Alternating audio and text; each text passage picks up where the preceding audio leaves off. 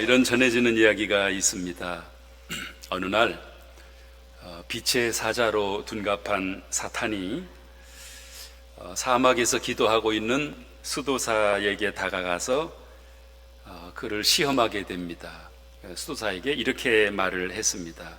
빛나는 천사의 모습을 하고, 나는 가브리엘 천사다. 하나님이 내게 메시지를 주어서 중요한 메시지를 가지고 너에게 왔다. 그때 수도사가 이렇게 대답을 했다고 합니다. 다시 잘 생각해 보십시오. 누군가 다른 사람에게 보냄을 받았겠지요. 저는 천사의 방문을 받을 만한 그런 우인도 못 되고 아무런 의도 없는 사람입니다. 이렇게 사탄의 방문을 거절했다고 합니다. 사탄은 이제 실패하고 돌아가면서 이런 유명한 말을 했습니다. 겸손한 사람은 사탄인 나도 유혹할 수 없구나. 여러분, 겸손한 자는 사탄의 유혹을 물리칠 수 있습니다. 반대로 교만하면 사탄의 유혹에 그대로 빠져들 수밖에 없다 하는 거죠. 여러분들에게 아마 고민이 있을 겁니다. 고민, 근심이 있고, 또 때때로 좌절하기도 하고, 실망하고, 낙심하기도 하고, 이런 감정, 이런 기분, 이런 마음을 갖게 되는 그 근본이 무엇이냐, 왜 이런 마음을 갖게 되느냐 하고 그 뿌리를 찾아가 봤더니 결국 교만이었습니다. 내가 교만하기 때문에 모든 일에 이렇게 빠져드는 것이지요. 그러면 이런 모든 문제의 해결 방법은 무엇인가 보니까, 그러니까 고민과 근심과 좌절과 낙담과 이런 거를, 실망, 이런 걸 극복할 수 있는 키가 무엇인가 봤더니 바로 그것이 겸손이었습니다. 겸손. 그러니까 겸손하면 이 모든 것이 문제될 것이 하나도 없다.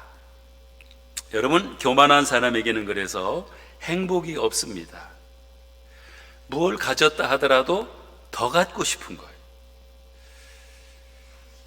더 갖지 못한 것에 대한 불만이 있으니까 교만한 사람은 행복할 수가 없다고 하는 거죠.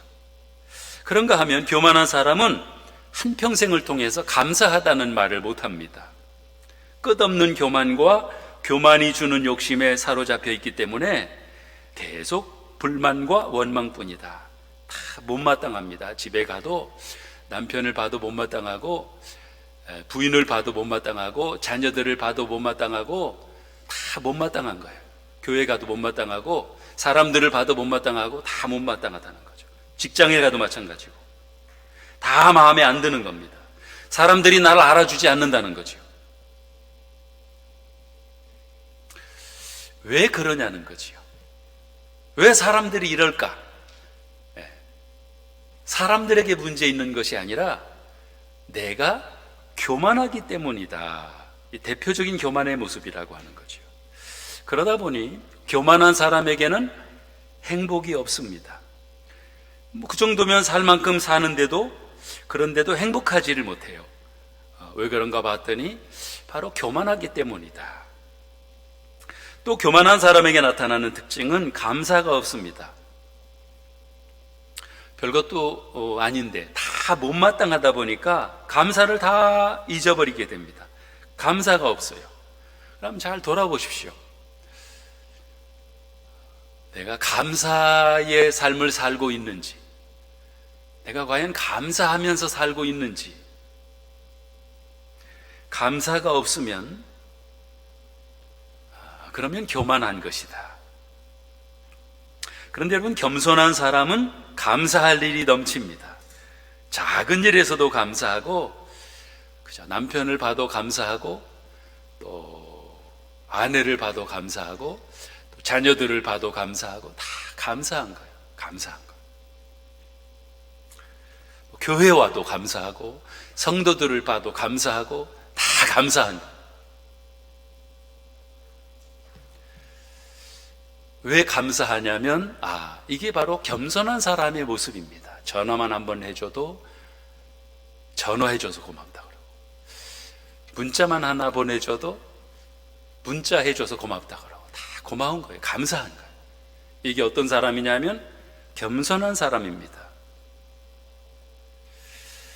그러니까 우리 내면을 살펴보면 알 수 있는 거죠. 내가 정말 감사하는 삶을 살고 있느냐, 감사할 일이 많이 있느냐, 그러면 겸손한 사람입니다. 더 이상 남 탓하지 말고, 더 이상 교만의 자리에 머물러 있지 말고 내려와야 되는 거죠. 낮아져야 되는 거예요. 그러면 행복한 삶을 살 수 있다는 거죠. 바뀐 것이 하나도 없는데도 내가 낮아지면 내 삶이, 내 주변이 행복한 삶으로 바뀔 수가 있다. 그래서 우리가 한 가지 결론을 내릴 수 있는 것은 겸손은 은사라고 하는 거예요. 은사다. 내 스스로 겸손할 수 있으면 참 그것은 복이고요. 내가 겸손하지 못하면 그러면 하나님이 나를 겸손하게 만드시는 거예요. 그래서 우리가 지난 수요일 날도 봤습니다마는 하나님이 이스라엘 백성들을 왜 광야로 내보내셨는가? 성경 말씀에 신명기에 보니까 이 백성들을 낮추시기 위해서, 낮추시려고, 이 백성들의 대표적인 교만은 뭐였느냐 하면 하나님의 도우심을 구하지 않는, 하나님의 도우심이 없이도 살 수 있다고 하는, 그러니까 끊임없이 하나님의 도우심을 구하고 그들이 하나님의 도우심으로 하나님이 만나를 내려주시고 또 하나님이 물을, 생수에서 물을, 반석에서 물을 내주시고, 그거로 농사도 짓지 않고 먹고 살았는데 그럼에도 불구하고 감사할 줄 몰랐던 거예요.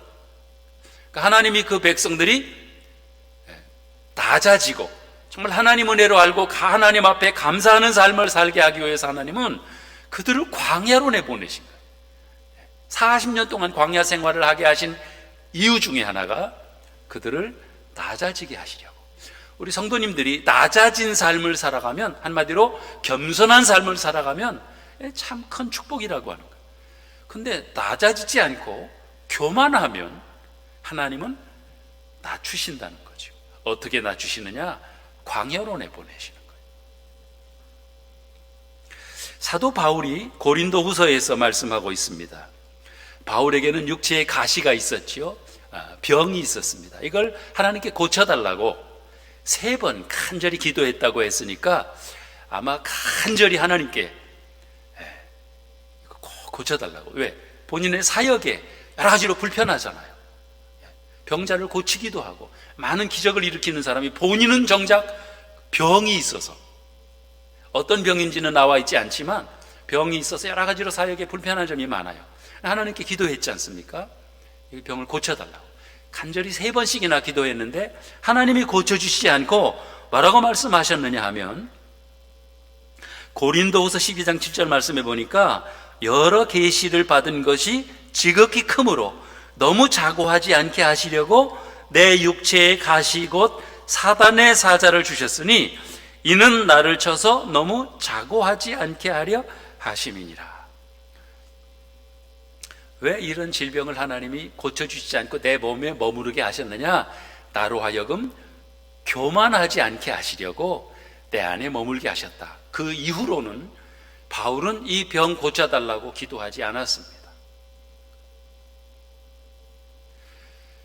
이 병 때문에 바울은 평생 동안 교만하지 않고 끊임없이 하나님을 의지하고, 하나님이 도와주시지 않으면 나는 이 사도의 직분을 감당할 수가 없습니다. 하나님이 도와주시지 않으면 나는 이 일을 할 수가 없습니다. 끝까지 겸손한 모습으로 그에게 맡겨주신 사명을 잘 감당할 수 있었던 것이죠. 왜? 그에게 그 가시, 그것이 계속 그를 찌르면서 하나님을 생각하게 했고, 내가 이렇게 연약한 존재이지, 하나님이 도와주시지 않으면 내가 할 수 있는 일이 하나도 없지, 지금 내가 이와 같이 사도의 직분을 감당할 수 있는 것도 하나님이 나를 도와주셨기 때문에 가능한 일이다. 하나님께 감사함으로 그의 직분을 감당할 수 있었던 것이죠. 그러니까 하나님이 그에게 가시를 주셨기 때문에 그는 겸손한 모습으로 끝까지 하나님을 의지하면서 겸손한 모습으로 쓰러지지 않고 실패하지 않고 살아갈 수 있었다.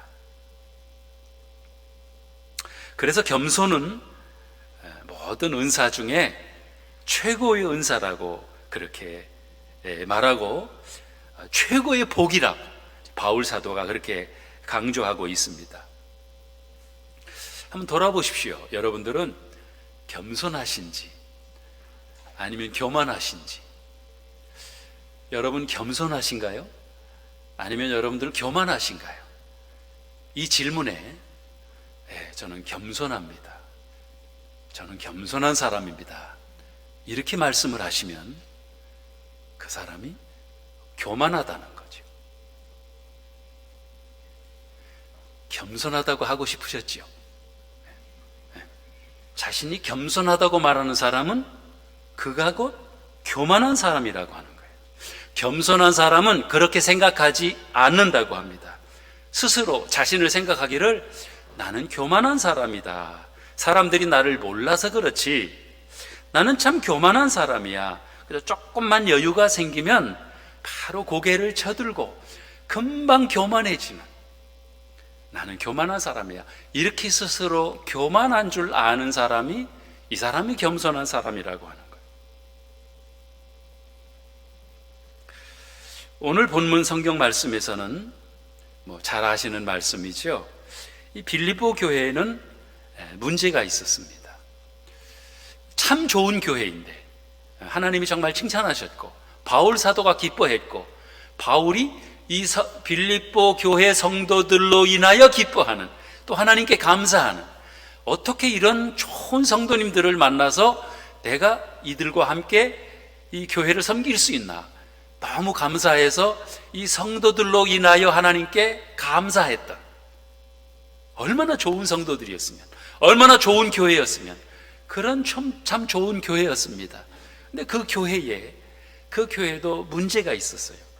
그 문제가 있어서 성도들이 하나가 되지 못하는, 그 안에 시기와 질투가 있었다고 하는 거죠. 근데 바울은 이걸 걱정하면서 근본적인 이 해결 방법을 제시하고 있는데, 오늘 본문 2절에서 4절까지 말씀에서 이제 해법을 제시하는 겁니다. 마음을 같이하여 같은 사랑을 가지고 뜻을 합하며 한 마음을 품어 아무 일에든지 다툼이나 허용으로 하지 말고 오직 겸손한 마음으로 각각 자기보다 남을 낮게 여기고 각각 자기 일을 돌아볼 뿐더러 또한 각각 다른 사람들의 일을 돌아보아 나의 기쁨을 충만케 하라 그랬습니다. 빌립보 교회가 하나 되지 못하는 것, 빌립보 교회가 갈등이 있고 시끄러운 것, 그 원인이 무엇이냐? 하나 되지 못한 거라는 거예요. 하나 되지 못한 것. 여러분, 하나 되지 못하는 것, 하나 되기가 참 어렵습니다. 사랑하는 사람들이 만나서 결혼을 하잖아요. 그러니까 부부가 이제 한 몸이 돼서 결혼해서 살아가는데 하나인가요? 정말 하나가 된 겁니까? 그러니까 결혼해서 사는 사람들 중에 정말 만족하는, 한마디로 100% 만족하는 그런 부부가 과연 있을까요? 저는 그 가정사역 연구소에서 이렇게 발표하는 것을 보면 그런 가정은 없답니다. 제가 지난주에 교회도 100% 만족스러운 교회를 찾기는 어렵다고 그랬죠.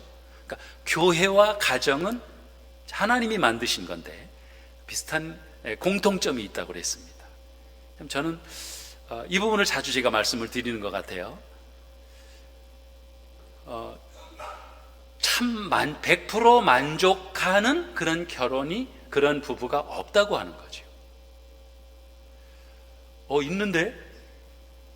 우리 집에 있는데? 라고 말씀하시는 분이 계실 수 있습니다만은, 대부분 이게 없다고 하는 거죠. 왜냐하면 우리가 불완전한 존재이기 때문에 그래요. 한 마음이 되기가 어려워요. 한 마음이 되면 참 행복할 텐데, 한 마음이 안 되는 거예요. 가정에서 부부도 한 마음이 이게 되기가 어렵고, 교회도 한 마음이 되기가 어려운 거예요. 교회가 이 한 마음이 왜 그게 안 되는 거죠? 안 됩니다. 이거 한 마음이. 얼굴 모습이 다 다른 것처럼 한 마음이 안 되는 거예요. 그렇잖아요. 예수 믿고 구원받아 하나님의 자녀가 된 정말 하나님의 사랑스러운 자녀들이 모였는데 다 하나가 될 수 있을 것 같은데, 쉬울 것 같은데 이게 하나가 안 되는 거예요. 그래서 교회에 만장일치가 없대요. 100% 다 이게 똑같아지기가 어렵다는 거예요. 딱 한 가지 있답니다. 교회의 100% 모든 성도들이 다 천국 가기 원하는 거, 요거는 이제 100% 이건 만장일치 된대요. 그러나 다른 거는 다 이게 마음이 다른 거죠. 한 마음이 되기가 이렇게 어려운 거예요. 그러면 어떻게 하면 요 나누어진 마음이 한 마음이 될 수 있느냐? 바울 사도가 오늘 본문에서 가르쳐 주는 것은 겸손에 있다고 하는 겁니다. 겸손. 성도들이 한마디로 하나 되지 못하는 것은, 부부가 하나 되지 못하는 것은 겸손하지 못해서 그렇다고 하는 거예요. 그럼 어떻게 하면 교회가 하나 될 수 있느냐? 어떻게 하면 부부가 하나 될 수 있느냐? 겸손하면 하나 될 수 있다고 하는 거죠. 가정에서도 마찬가지예요. 부부간에 똑같은 겁니다. 당신 때문에 우리 가정은 하나가 되지 못한다, 이렇게 얘기하는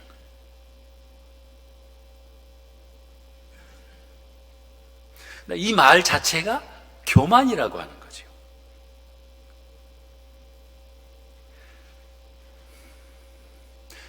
겸손한 모습은 무엇이냐? 겸손한 모습은 나 때문에 하나가 되지 못한다, 당신 때문에가 아니라 나 때문에 하나 되지 못한다, 이러면은 이제 겸손한 모습이고, 여기부터는 이제 어떤 해결의 실마리가 시작이 될 수가 있는 거죠. 그러니까 성경은 자신을 보게 하는 거지요.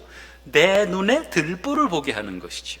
얼마나 교만한지를, 얼마나 못된 사람인지를 스스로 보게 만드는, 성경을 보면 이걸 알 수가 있다. 근데 성경에서 멀어질수록 자꾸 우리는 무엇을 보느냐? 남을 보는 거예요. 자신을 보지 않습니다. 자꾸 남을 보는 거예요. 시대가 다 됐구나, 이제 말세다, 정말 말세다, 주님 오실 때 다 됐다, 이렇게 얘기하는 거는 좋은데 남을 보면서 말세라고 한다는 거예요.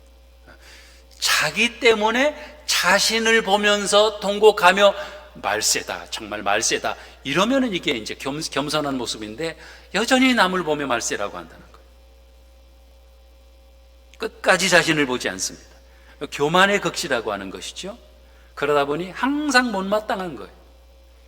항상 불평하는 거예요. 항상 원망하는 거죠. 근데 문제는 이 원망과 불평이 교만이라고 하는 사실을 모른다는 거죠. 이런 교만한, 이런 시끄러운 빌립보 교인들에게 바울 사도가 말하는 겁니다. 너희 안에 이 마음을 품으라, 곧 그리스도 예수의 마음이니. 오늘 5절 말씀이죠. 그러니까 우리가 품어야 할 마음이 바로 그리스도 예수의 마음이다. 한마디로 겸손입니다. 겸손. 이것이 오늘 성경이 말씀하시는 진리인데, 그러니까 겸손이 무엇이냐? 그러니까 하나 되지 못하는 것이 겸손하지 못하기 때문이라고 그랬어요. 그럼 좋아, 그럼 겸손하면 되겠는데, 겸손하면 되는데, 그럼 겸손이 무엇이냐는 거예요. 겸손이 무엇인가에 대해서 오늘 말씀에서는 예수님께서 이렇게, 예수님이 우리에게 보여주신 것을 바울 사도는 설명해 주고 있습니다. 5절 말씀이죠. 너희 안에 이 마음을 품으라, 곧 그리스도 예수의 마음이니. 예수님의 마음을 품으라는 거예요. 예수님의 마음을 품으면 겸손한 것이고, 예수님의 마음을 품으면 하나가 될 수 있다고 하는 거예요. 그럼 그 예수님의 마음이 어떤 마음이냐? 그는 근본 하나님의 본체시나 하나님과 동등됨을 취할 것으로 여기지 아니하시고 그랬습니다. 그는 하나님의 본체시나, 이 말은 그는 하나님이시나 그 말이죠. 그러니까 예수님은 하나님이시라는 거죠. 성부, 성자, 성령, 삼위일체 하나님이시죠. 그는 하나님이신데 하나님과 동등됨을 취할 것으로 여기지 아니하시고, 즉 하나님의 자리에 있지 아니하시고 자기를 비어 종의 형체를 가져 겸손해지셨다고 하는 거예요. 그러니까 하나님이 자신의 권리를, 자신의 자리를 포기하시고 이제 사람이 되신 거예요. 왜 하나님이 자기를 비어 종의 모습으로 이 땅에 오신 거지요? 그게 바로 겸손한 모습으로 이제 낮아지신 건데, 왜 예수님이 그렇게 하셨는가? 우리는 그 답을 알고 있잖아요. 원래 그분은 하나님이시라고 했습니다. 가장 높으신 분입니다. 창조주 하나님이셔요. 그 높으신 분이 왜 사람이 되시고 이 땅에 오셨느냐? 우리를 구원하기 위해서라고 하는 거죠. 여러분, 우리가 죄인이지요. 죄인인데 무엇을 보면 죄인이라고 하는 걸 알 수 있느냐 하면, 우리는 다 죽습니다. 우리 부모님들도 다, 여러분들 부모님들도 돌아가셨고, 주변에 사람들이 계속 이제 돌아가시는 걸 보는데, 왜 죽지요? 사람이 죄값으로 죽는 거예요. 죄를 지었기에 죽는 거죠. 그러니까 다 사람들이 다 죽는 걸 보면, 아, 죄를 짓지 않은 사람이 없구나 하는 걸 알 수 있는데, 그러니까 죄로 인해서 우리는 다 죽을 수밖에 없는 거예요. 죄의 싹은 사망이라고 그랬죠. 다 죽는 겁니다. 그런데 이 죄 문제를 해결하기 위해서 하나님이 우리에게 주신 방법은, 우리를 살리시기 위한 방법이 예수님이 사람이 되시는 것이고, 왜 예수님이 이 땅에 오셨죠? 예수님이 결국은 십자가 지시고 죽으시기 위해서 오신 것이죠. 십자가는 당시에 여러분 아시는 대로 가장 흉악범들 처형하는 사형틀이었잖아요. 십자가가. 그러니까 어떻게 예를 들어서 뭐 교수형이다, 아니면은 다른 무슨 뭐 총살이다, 뭐 예를 들어서 그런 형벌이라고 하면, 물론 죽음 자체가 고통이지만은 금방 죽는다는 거죠. 근데 십자가형은 가장 흉악범들을 사형시키던 그런 사형틀입니다. 말하자면 십자가가, 요 앞에 있는 요 십자가가 그 사형틀이지요. 그래서 죽음의 고통을 오래 느끼다가, 그 고통을 다 느끼다가 피가 다 빠지면서 고통당하면서 죽게 한 가장 흉악범들을 죽이던 사형틀이 요 십자가죠. 여기에 이제 예수님이 이 십자가 달려 죽으시는데, 내가 죄를 지었기 때문에 사실은 내가 그 십자가를 져야 되는 거죠. 그리고 내가 죽어야 되는 거예요, 그 십자가에. 왜? 내가 죄를 지었고 내가 죄인이기 때문에. 다 인정하시죠? 내가 왜 죄인이야? 내 죄가 없는데? 이렇게 얘기하시는 분은 아마 없을 거라고 저는 압니다. 이 내용 자체가, 이 복음 자체를 우리가 믿음으로 받아들이고 이 자리에 오신 분들이기 때문에, 다시 한번 복음을 다시 듣는다, 다시 기억한다 생각하시고, 내가 죄를 지었기에 내가 십자가를 지고 내가 거기서 그 형벌 받아 죽어야 되는 거죠. 2주 전에 말씀드렸던 그 양이 피 흘리고 죽고 그 다음에 이제 다 태워 죽이면서 내 죄를 용서받았던 것처럼, 양이 내 대신 죽었던 것처럼, 구약 시대에는 양을 잡아 죽임으로, 그러니까 양의 피로 우리 사람들의 죄를 사해 주셨다면, 우리 신약 시대에는 예수님이 단번에 십자가에서 죽으심으로 믿는 성도들의 예수 그리스도를 영접하기만 하면 우리들의 과거, 현재, 미래의 죄를 다 씻어주시는 이런 용서를 우리에게 베풀어 주셨습니다. 그래서 요한복음 1장 12절 말씀에 보면 영접하는 자, 곧 그 이름을 믿는 자들에게는 하나님의 자녀가 되는 권세를 주셨으니 그랬죠. 영접하는 게 뭐죠? 영접하는 것, 예수 그리스도를 내 안에 모셔드리는 것. 이 영접하는 거를 우리 많은 거의 다지요. 선교단체에서도 그렇고 대부분의 영접을 설명할 때는 예수님을 모셔드리는 것. 이것은 요한계시록 3장 20절 말씀. 보라, 내가 문 밖에 서서 두드리노니 누구든지 내 음성을 듣고 문을 열면 내가 그에게로 들어가 먹고 그는 나로 더불어 먹으리라 마시리라. 이 말씀이 그 본문을 가지고 있죠. 우리가 영접 기도를 하죠. 예수님을 영접하는데 그 예수님께서 두드리는 마음의 문이 우리 마음의 문이라고 하는 것이지요.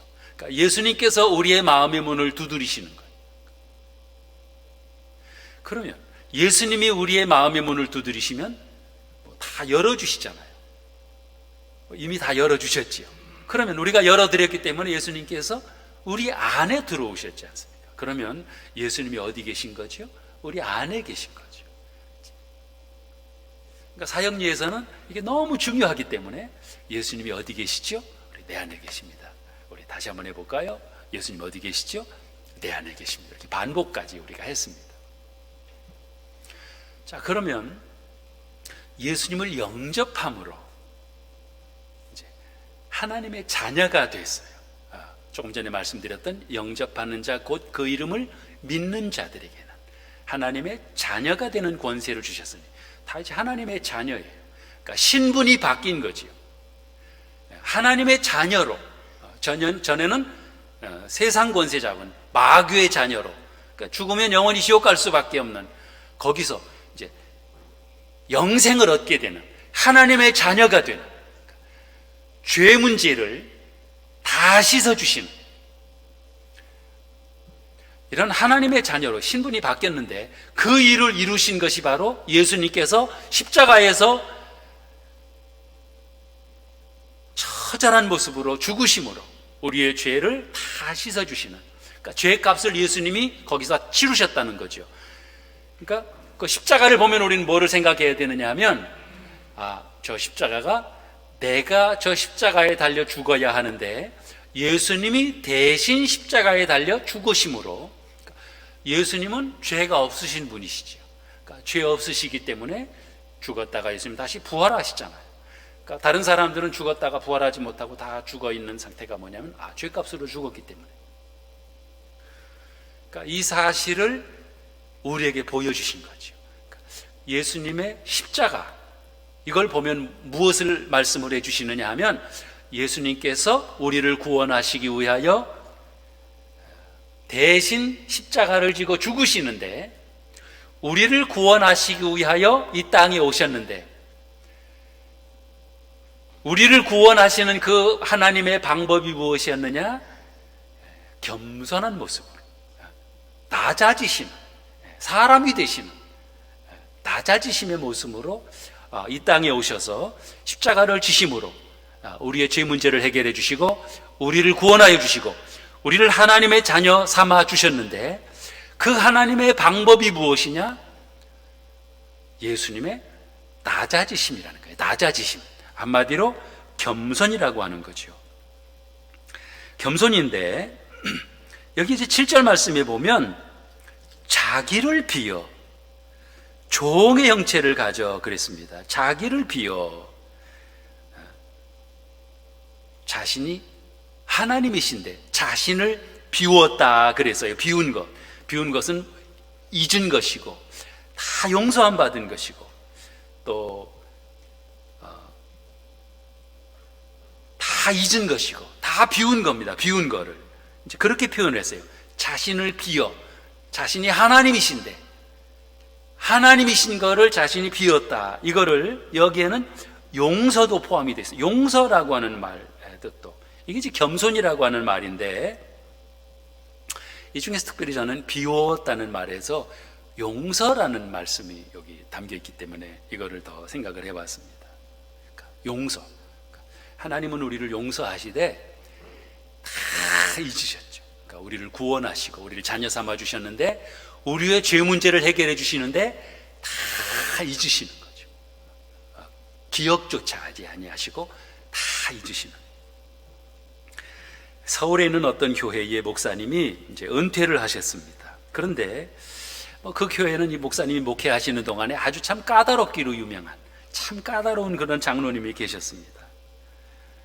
이 목사님이 목회하시면서 그 장로님 때문에 너무너무 힘드셨다는 거예요. 얼마나 힘들게 하시는지 잊혀지질 않나요?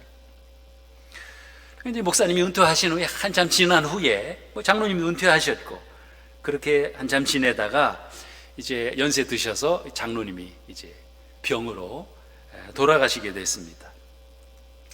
이제 장로님 돌아가시게 됐으니까 병원에 계신 동안 이제 다시 이제 목사님이 이제 찾아가셨죠.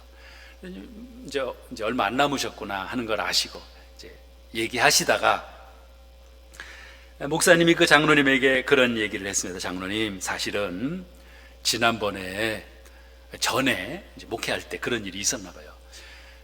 그런 일이 있었잖아요. 그때 장로님 굉장히 섭섭하셨을 텐데 장로님 그거 다 잊으십시오.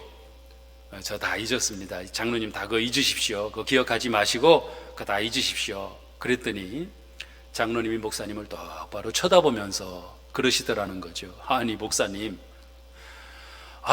그걸 아직까지도 그걸 기억하시고 계시다는 겁니까?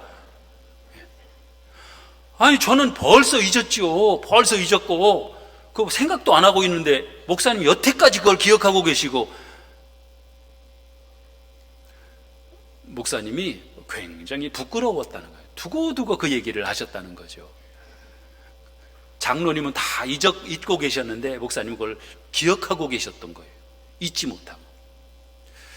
여러분, 하나님의 용서가 뭐죠? 하나님이 우리를 용서하시는 거는 기억하시지 않고 다 용서하시는, 기억도 아니하시는 이런 완벽한 용서임을 기억하시기를 바랍니다.